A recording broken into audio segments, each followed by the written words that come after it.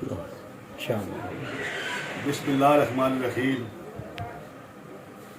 ساڈی میری اور حاجی ظفر عباس زوار انہوں کی خوش بختی ہے کہ آج ساڈی اس دکان دے اتنے قاری نظر ریاض صاحب تشریف لایا انہیں. ساڈی بہت خوش قسمتی ہے. اللہ تعالیٰ انہوں نے جزائے خیر دے رہے. اللہ تعالیٰ کل مومن مسلمان سمیت انہوں سارے دی ساڑھے سمیت عمر دراز ہوئے. انہوں دیا فیملیاں ساری فیملی کل مومن مسلمان سمیت خوش رہا. اس سے انہوں نے ریکویسٹ کر دیا انہوں کی خدمت ہے کہ اے کچھ اپنے خیالات اظہار اہل بیت کی نسبت نال جیڑا نا جی وہ تھوڑا جہا اجاگر کرے. اللہ تعالیٰ نے تھوڑی چیئر جی کر. ہاں السلام علیکم ورحمۃ اللہ وبرکاتہ. ایک قدرتی فعل ہے جی منو محبت ہے. اسی اللہ نو بھی مندے ہاں, اللہ دے نبی نو بھی مندے ہاں, اہل بیت نو بھی مندے ہاں, صحابہ نو بھی مندے ہاں. لوگ اکثر مینو پوچھتے ہیں کہ تو شیعہ تے نہیں ہے. میں انہوں دسیا کہ یار دو چیزیں نے, ایک حسینی ایک یزیدی. اگر یہ کہ میں غلط ہوں میں تو جو مرضی سزا دے سکتے ہو. تو قدرتی محبت ہے. میں اپنے جتنے بیٹھا ہوں میں محبت پیش کرتا ہوں. دو تین شعر میں عائشہ صاحب کی خدمت عائشہ صاحب کی خدمت پیش کرنا چاہنا تو جو فرمانا. شاید لکھتا ہے کہ شبیر دا رتبہ تسی کی جانو, اچے شان حسین دے بوہن, کدے دل نو کھول کے ویخ تے سہی ارمان حسین دے بوہن. میرے ورگے حاکم کئی حاکم دربان حسین دے بوہن, کعبے مسجد قرآن اتے احسان حسین دے بوہن, کعبے مسجد قرآن اتے احسان حسین دے بوہن.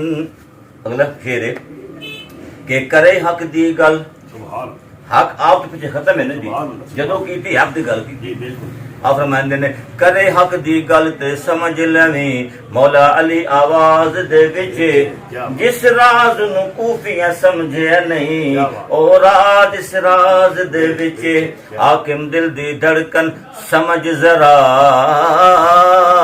ہر سوز اس ساز دے وچ, چھڈے آل تے یار نماز وچ چھڈ ساری آل نماز دے وچ, چھڈے آل جدو آل نال محبت نہیں تو نماز کا فائدہ کوئی نہیں.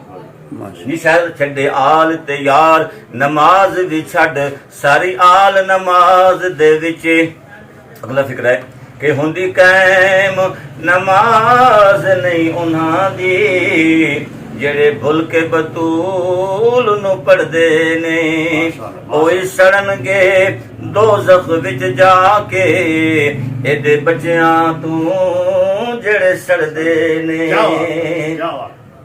کچھ ایسے ہن مردود میاں وچ پڑھن نماز درود میاں, کچھ ایسے ہن مردود میاں وچ پڑھن نماز درود میاں, پھر سلام تے گھر جا کے اسی آل دے نال ہی لڑ دے نے, پھر سلام تے گھر جا کے اسی آل دے نال ہی لڑ دے نے, اوہی سڑن گے دوزخ وچ جا کے ایڈے بچیاں تو جڑے سڑ دے نے.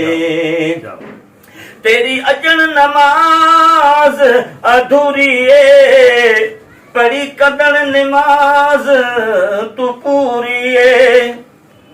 تیری اجن نماز ادھوری ہے, پڑھی کدن نماز تو پوری ہے. سکھ ادب تو اسرائیل کولو ਜਿਹੜੇ ਪੁੱਛ ਪੁੱਛ ਵੇੜੇ ਵੜਦੇ ਨੇ ਸਿੱਖ ਅਦਬ ਤੋਂ ਇਜ਼ਰਾਈਲ ਕੋਲੋਂ ਜਿਹੜੇ ਪੁੱਛ ਪੁੱਛ ਵੇੜੇ ਵੜਦੇ ਨੇ ਉਹੀ ਸੜਨਗੇ ਦੋਜ਼ਖ ਵਿੱਚ ਜਾ ਕੇ ਇਹਦੇ ਬੱਚਿਆਂ ਤੋਂ ਜਿਹੜੇ ਸੜਦੇ ਨੇ ਤਾਜ਼ੀਮ ਜਿਨ੍ਹਾਂ ਨੇ ਨਹੀਂ ਕੀਤੀ ਉਹਨਾਂ ਹਾਕਿਮ ਨੀਤ ਕਿ ਨਹੀਂ ਨੀਤੀ ਤਾਜ਼ੀਮ ਜਿਨ੍ਹਾਂ ਨੇ ਨਹੀਂ ਕੀਤੀ ਉਹਨਾਂ ਹਾਕਿਮ ਨੀਤ ਕਿ ਨਹੀਂ ਨੀਤੀ ਕਿੰਨਾ ਦੁੱਖ ਹੈ